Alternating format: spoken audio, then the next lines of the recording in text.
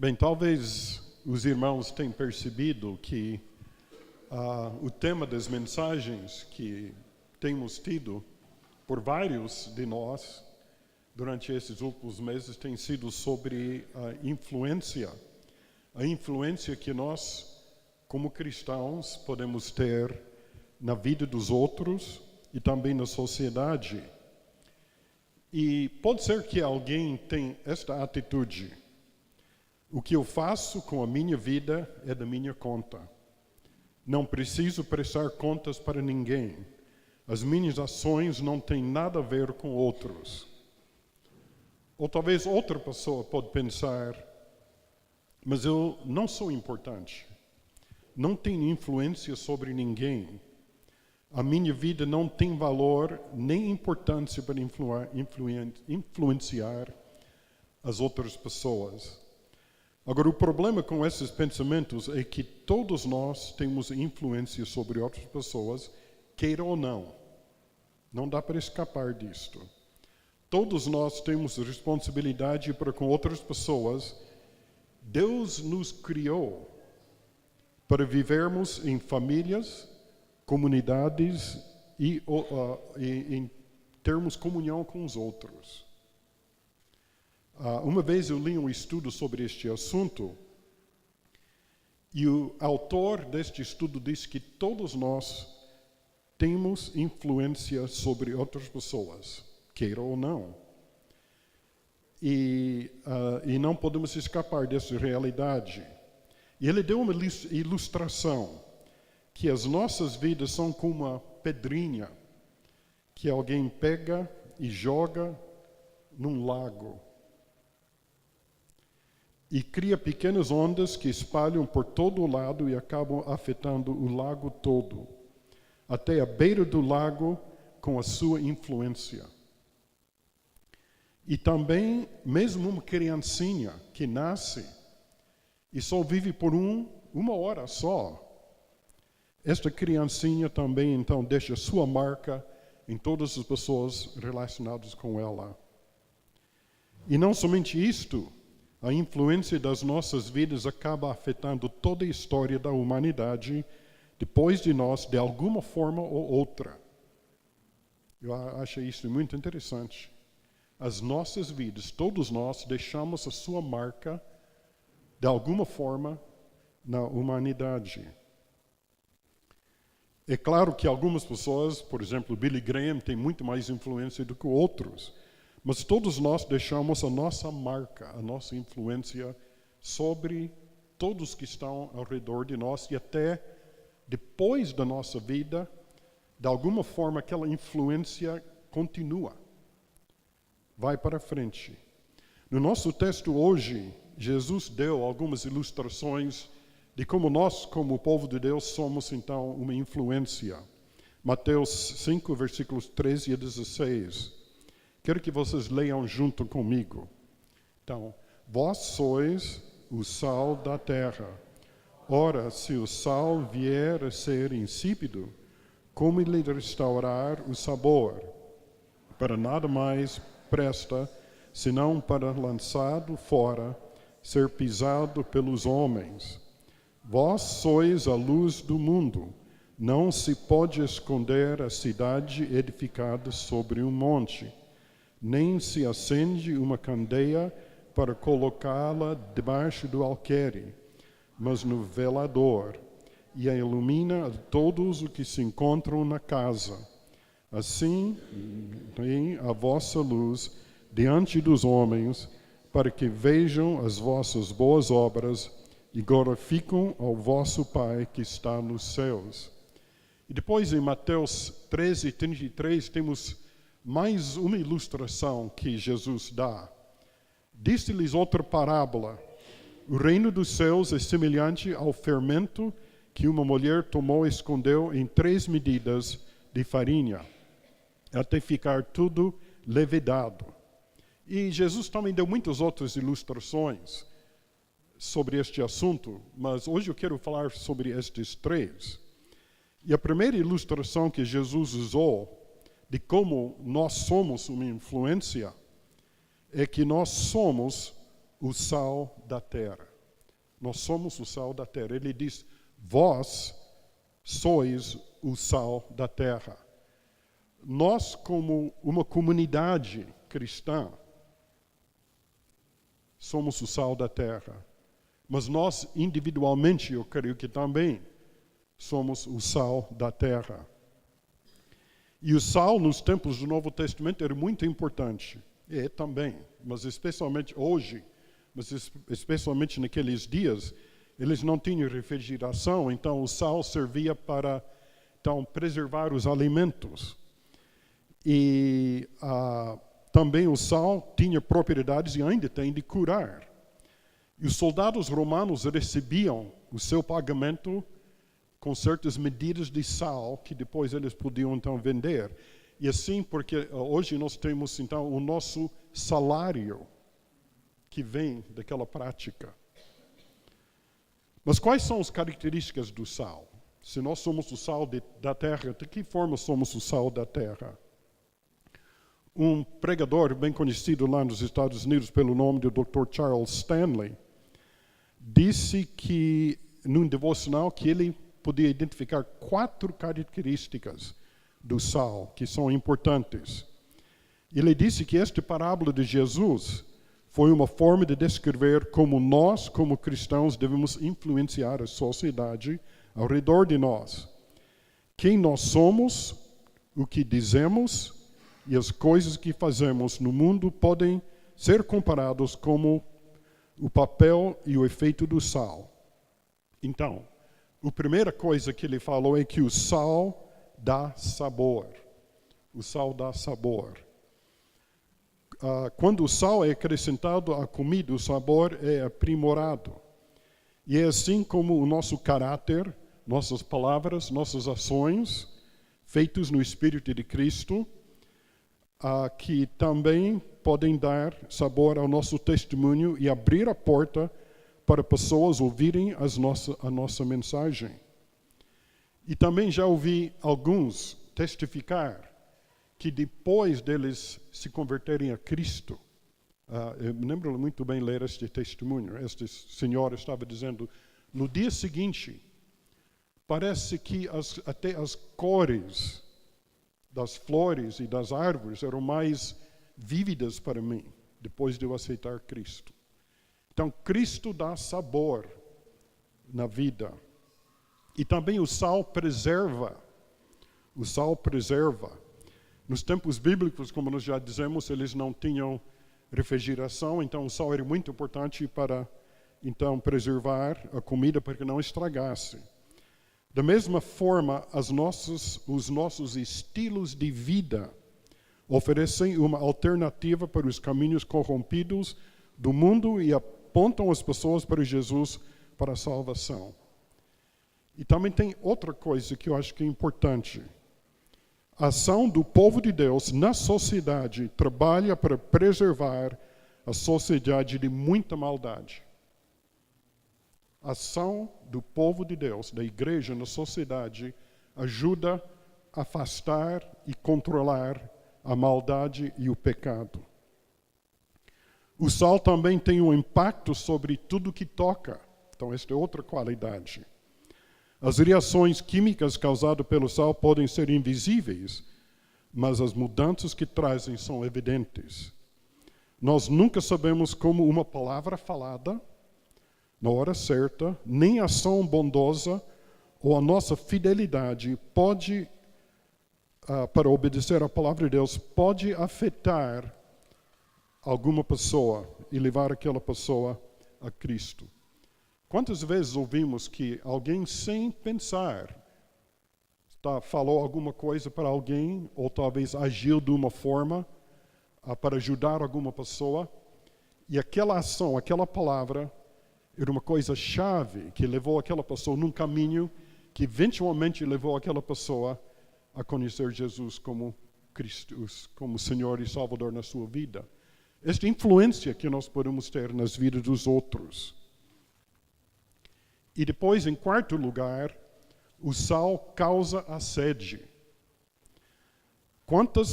Quando aqueles que conhecem Cristo vejam como nós, aqueles que não conhecem Cristo, olham e vejam como nós lidamos com o sofrimento com calma, paciência e esperança, eles terão sede para saber como podemos fazer isto. Mas como é que você pode ficar tão calmo numa hora destas? É só pela graça de Deus, e podemos então testemunhar disto.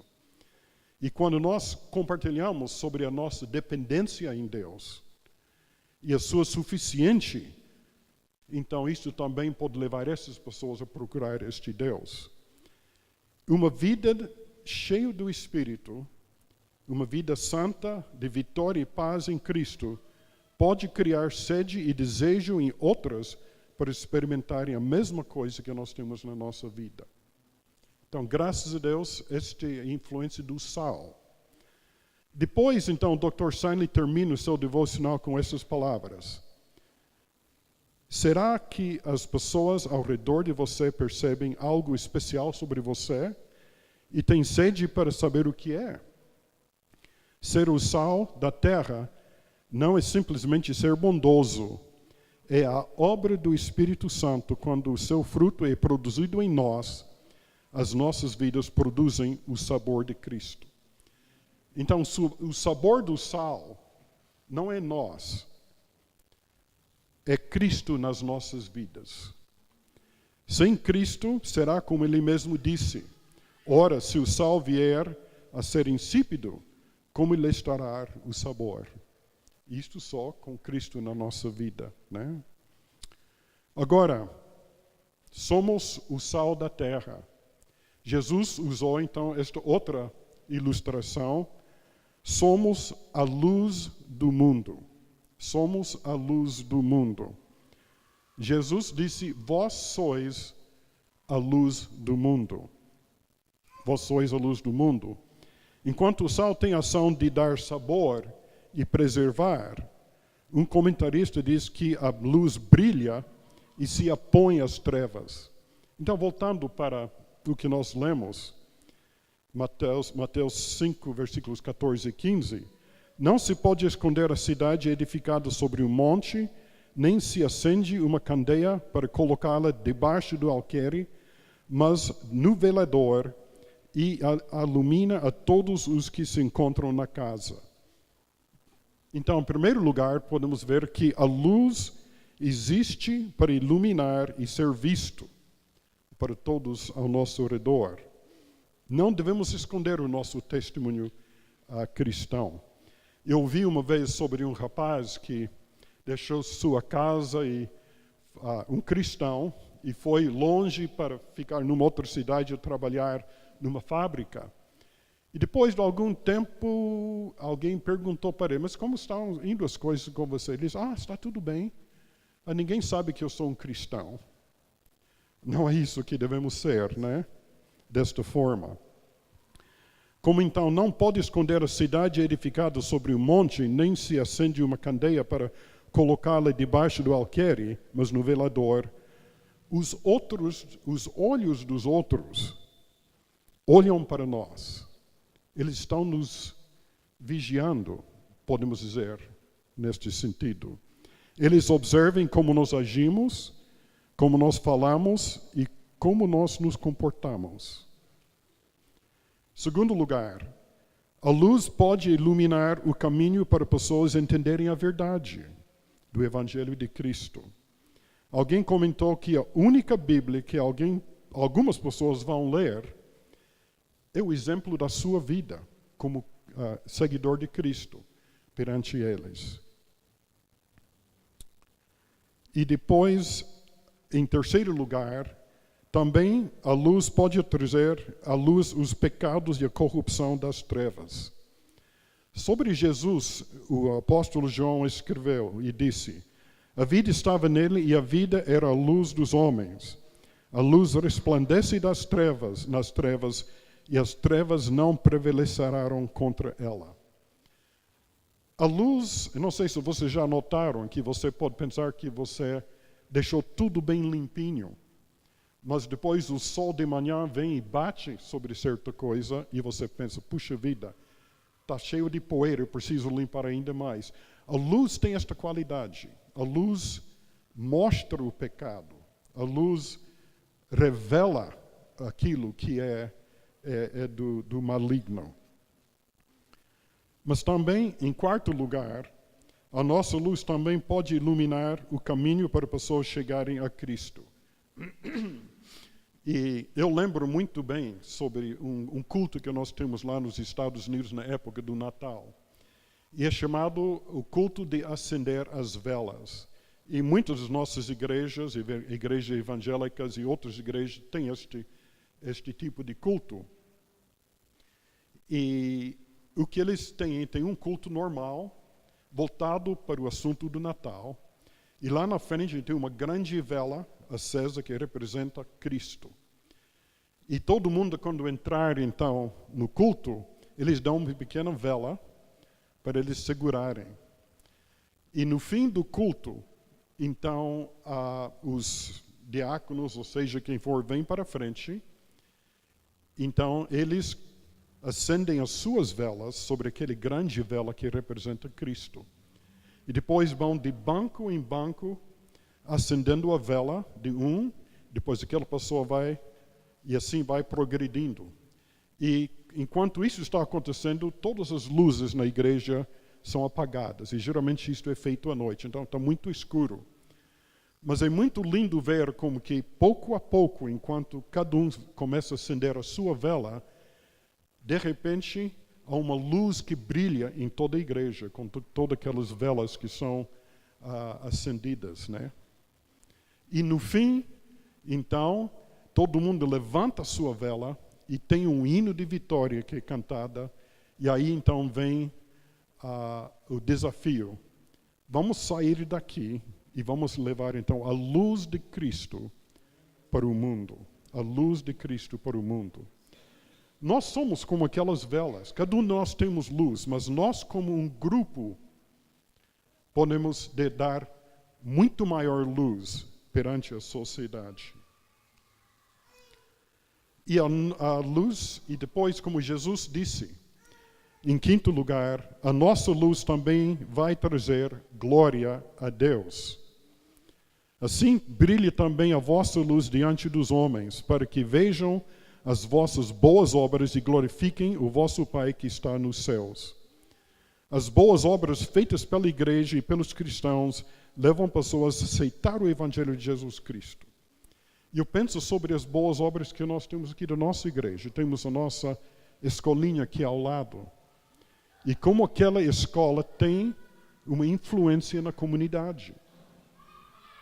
A luz brilhando através daquelas crianças, através dos professores, aqueles que estão na direção da escola, nas vidas das pessoas. E também nós temos a cesta básica que nós damos para outros, para ajudar que estão em necessidade, e muitas outras coisas que podemos fazer. E quantas obras feitas pela igreja e o povo de Deus têm abençoado a sociedade, trazendo glória a Deus. Pensamos em hospitais. Nós temos pelo menos dois hospitais aqui nessa cidade. Santa Casa e Evangélica, que foram fundadas através de igrejas. Escolas. Nossa escolinha, já mencionei, tem para a glória de Deus. E tem outras escolas cristãs. E como são importantes hoje, quando nós vivemos numa sociedade que quer negar a Deus.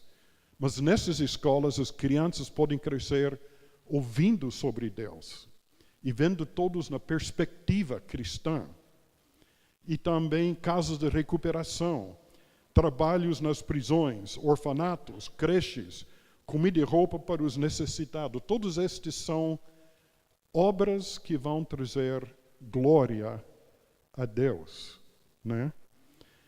E ouvi alguém comentar, isto era sobre lá nos Estados Unidos, se você tirasse todas essas obras que as igrejas estão fazendo, o governo não daria conta de preencher tudo que precisa ser feito.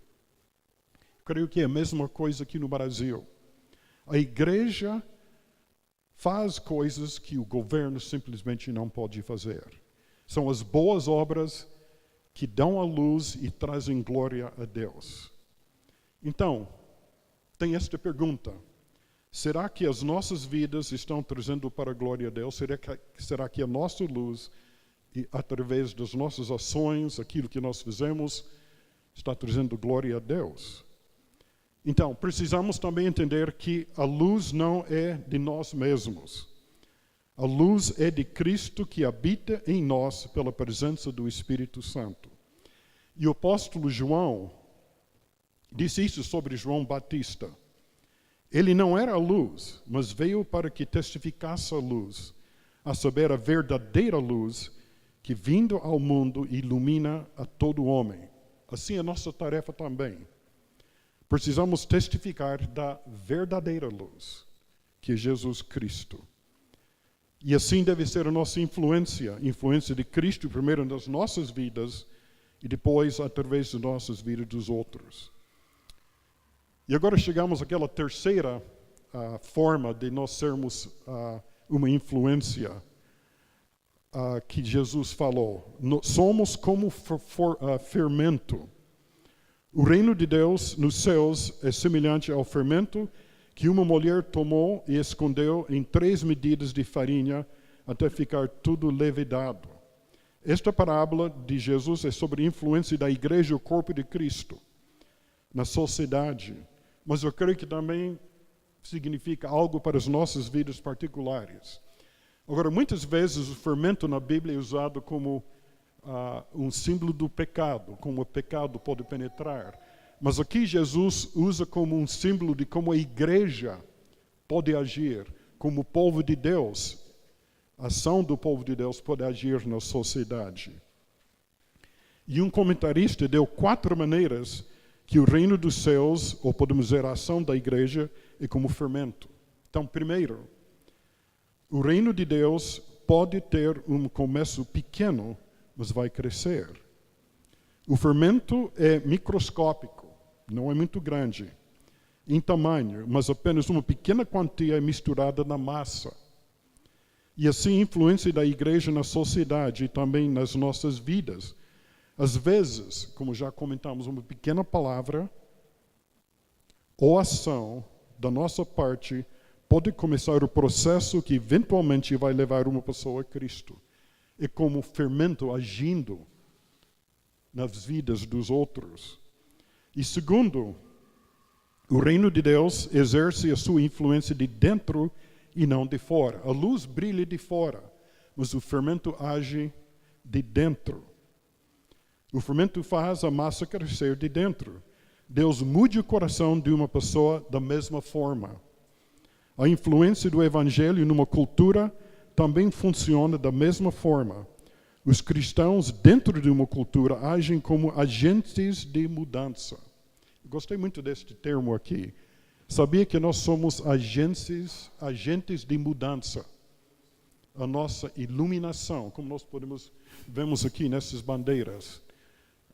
Talvez devemos colocar aqui agentes de mudança, não sei, estou brincando, mas isso que nós somos, vagarosamente transformando aquela cultura de dentro, pouco a pouco.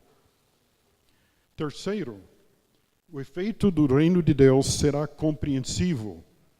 Como o fermento trabalha em toda a massa, os benefícios finais do reino de Deus são mundiais. Aqui, podemos ver a importância de missões. Na semana passada, despedimos uma família que já foi para o Japão. Nós também oramos e damos ajuda financeira para missionários em diferentes lugares. Através disto, então estamos ajudando esta influência do Evangelho penetrar pouco a pouco o mundo todo. Quarto, embora o reino de Deus trabalhe de forma invisível, o seu efeito é evidente para todos.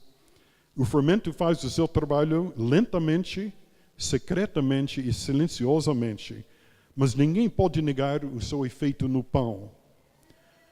O mesmo é a verdade da obra da graça nas nossas vidas. E Deus também trabalha assim nas vidas de outros que nós, como um corpo de Cristo, ou individualmente, tocamos e influenciamos os outros. E aqui eu creio que as nossas orações também trabalham desta forma. Estamos orando por essas pessoas que estão aqui, silenciosamente, mas com muito poder, através da oração, Deus trabalha na vida dessas pessoas. As nossas orações têm grande poder para transformar vidas e até a nossa sociedade.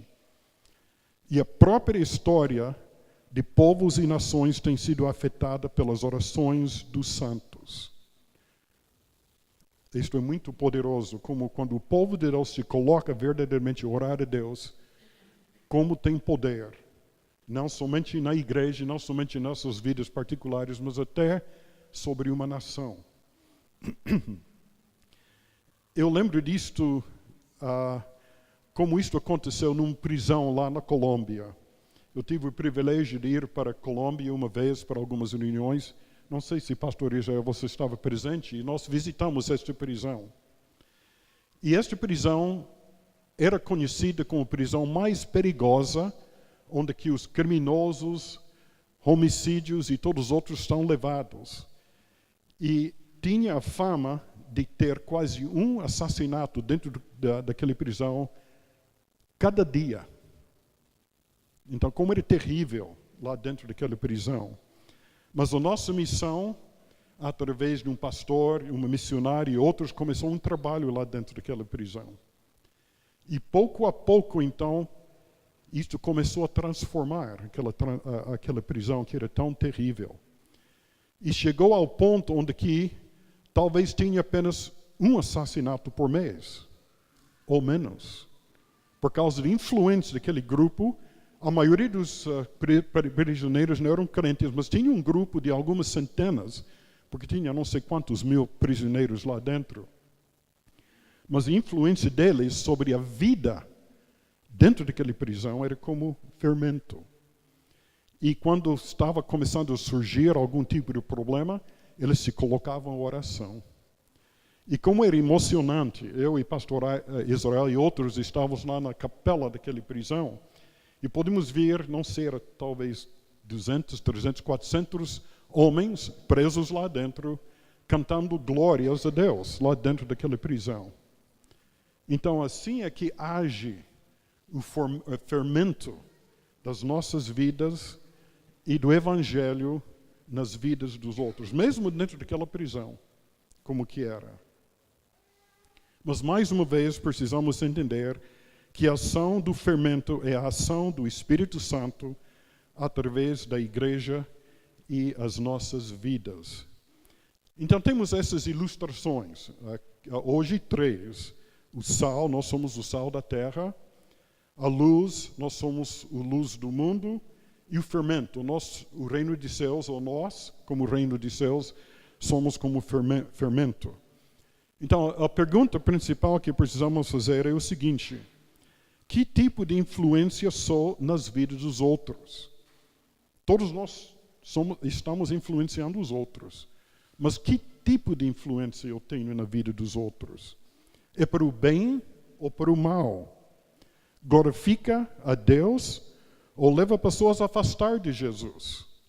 Esta é uma coisa que me preocupa. Não sei quantas pessoas já ouvi dizer: eu não vou para a igreja, por causa que aqueles crentes agem, ou alguém na sua vida que diz que era cristão não deu bom testemunho.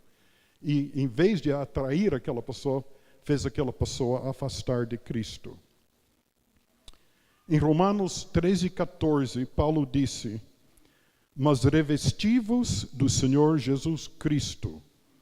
Isto quer dizer que precisamos deixar o Espírito Santo trabalhar nas nossas vidas para nos transformar na imagem de Cristo.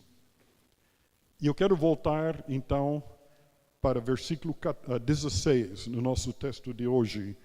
Assim brilhe também a vossa luz diante dos homens, para que vejam as vossas boas obras e glorificam ao vosso Pai que está nos céus. Então, vestidos do Senhor Jesus Cristo nas nossas vidas, podemos ter essas boas obras, e essas boas obras, então, vão glorificar a Deus. Esta é a verdadeira influência que nós precisamos ter no mundo. Vamos orar.